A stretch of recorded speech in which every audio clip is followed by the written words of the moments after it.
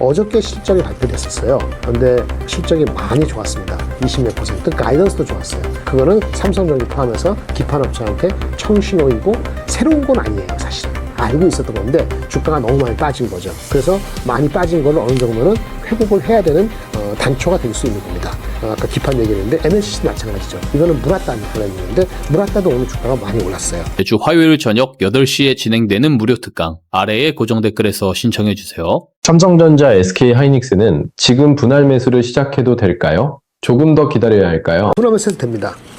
조금 더 기다린다는 건 저번에 아까 말씀드린 것처럼 얼마까지 더 기다려요. 항상 문제죠. 얼마까지 더 기다리는데. 다만 분할 매수하는 거는 또 내려갈 수도 있으니까 분할 매수하는 겁니다. 잠깐 말씀드렸는데 분할 매수는 10번 이하가 분할 매수가 아니에요. 특히 매크로가 헷갈리거나 아니면 그 심리나 주식시장의 유동성이 좀 말라가는 그런 분위기잖아요. 그럴 때는 제가 예전에 한 4년 전인가 그 당시에 그 애널리스트 할 때인가 그때 방송할 때 물어보는데 분할 매수 하이닉스 삼성전자 안 좋을 때였어요. 제가 얼마면 60번 할 수 있습니까?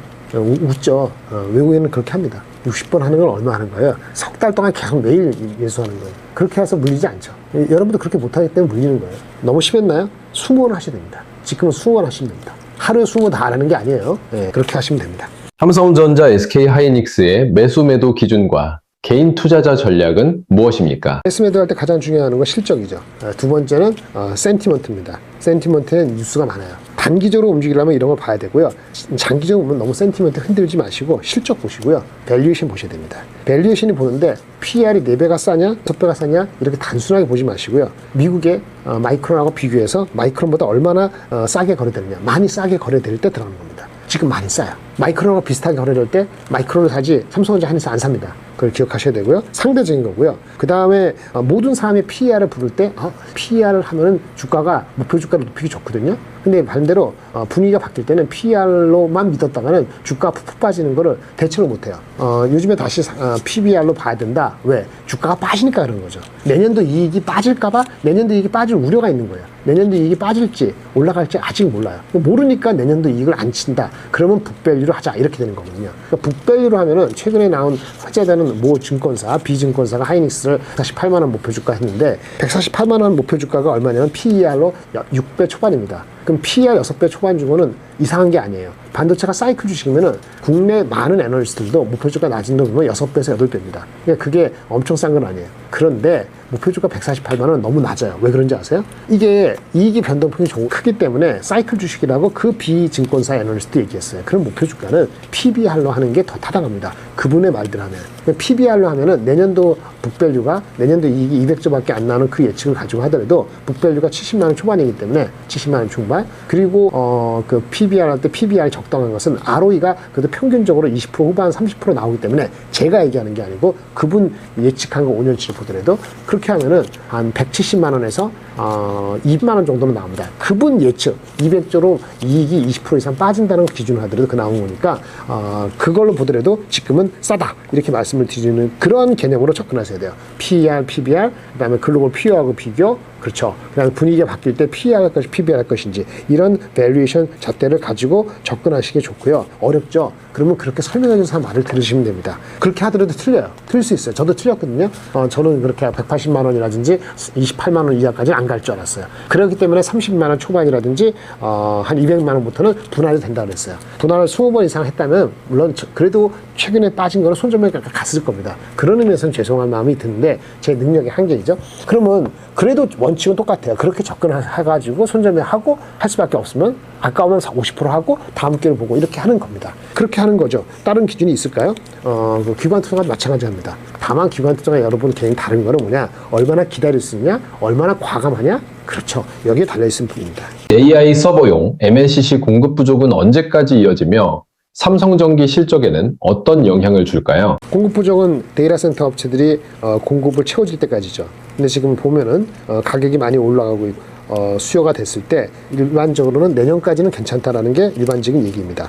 실적에 대한 건 삼성전기는 두 가지예요. MLCC 같이 이게 한 분야가 있고 또 하나는 기판입니다. 오늘 상한가 조목한 적이 있습니다. 일본의 이비덱이라는 기판 업체가 오늘 걔네 기준으로 상한가 24.몇% 올랐는데요. 어저께 실적이 발표됐었어요. 그런데 실적이 많이 좋았습니다. 20몇 %. 가이던스도 좋았어요. 그거는 삼성전기 포함해서 기판 업체한테 청신호이고 새로운 건 아니에요, 사실은. 알고 있었던 건데 주가가 너무 많이 빠진 거죠. 그래서 많이 빠진 거를 어느 정도는 회복을 해야 되는 단초가 될 수 있는 겁니다. 아까 기판 얘기했는데 MLCC도 마찬가지죠. 이거는 무라따는 달라있는데 무라따도 오늘 주가가 많이 올랐어요.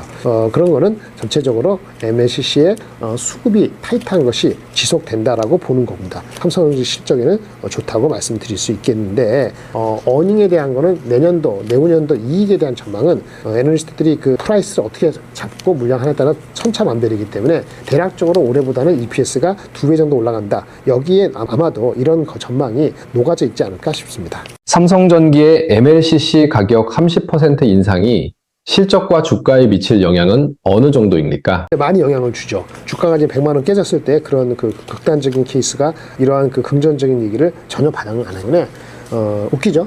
반응을 8월 1일부터 인상했다고 하는데 주가는 왜 하루 이틀 차가 날까요? 그게 주식시장입니다. 유기적인 거니까 그걸 따지지 마시고 실적과 주가에 실적에 영향을 미치고요. 근데 이슈는 실적의 주가 그런 영향을 주가가 반영을 애널리스트들이 반영을 했을 겁니다. 그럼 주가가 많이 빠졌잖아요. 그러니까 주가가 따라가야죠. 다만 얼마 전에 그 주가가 뭐 110만 원, 100만 원 깨졌을 때 PER이 올해 기준으로 30배였기 때문에 그땐 분명히 쌌고요. 지금 이틀 동안에 많이 올라서 지금은 싸냐라고 하면은 내년도 실적이 예상하는 정도를 부합하면은 지금도 싸다고 얘기할 수 있습니다. 단 그 싸다는 게 일단 그렇게 믿고 들어가 보는데 경제가 먼저 피오그룹, 무라따, MLCC, 그 다음에 이비덴, 기판 얘네 주가가 계속 갈 때 같이 가는 겁니다. 둘 중에 하나라도 틀어지면은 주가는 언제든 조정받을 수 있고요. 2배 ETF가 없기 때문에 그 정도 덜 쏠린다 하지만은 오히려 삼성전자 하이닉스는 2배 ETF가 없기 때문에 이쪽에서 플레이를 하려는 단기 플레이가 많으면은 변동은 참 쉽지 않게 많이 변동할 수 있습니다. 삼성전기는 AI 사이클을 타고 과거 최고가를 넘어설 수 있을까요? 중장기 목표 주가와 근거도 함께 말씀 부탁드립니다. 과거 최고가가 뭐 250만 원 가는 거 말씀하시는 것 같은데 넘을 수도 있고 안 넘을 수도 있는 시간은 많이 걸릴 것 같습니다. 왜? 그 당시 목표 주가 갔을 때는 과거라는 게 과거하니까 몇 년 전에 아니고 얼마 전에 몇 개월 전에 그거 피크는 PER이 목표 주가 300만 원 보면서 250만 원인가 갔는지 기억이 안 나는데 그런 간 거는 28년도 27년도인가 어느 시점에 PER이 60배 70배 준 거 80배까지 준 겁니다. 그래서 그 자체가 좀 과도하게 부른 감이 없지 않아요. 저도 그 당시 얘기할 때 0.7, 0.6 이렇게 얘기해서 80만 원, 200만 원 이하에서 접근하는 정도만 얘기를 드렸는데 물론 더 빠져서 그렇죠. 지금 130만 원대니까 어느 정도 회복은 됐다고 보는데 아까 말한 것처럼 경쟁사가 올라가고 계속 그런 그 펀더멘털이 얘기가 나오고 삼성과 하이닉스가 올라가는데 탄력적인 거가 이쪽에서 플레이를 할 수 있다는 공감대가 형성된다면 좀 더 갈 수 있는 여지는 있고요. 중장기 목표 주가가 얼마까지 될지는 저는 알 수가 없고 그걸 말씀드릴 수는 없습니다.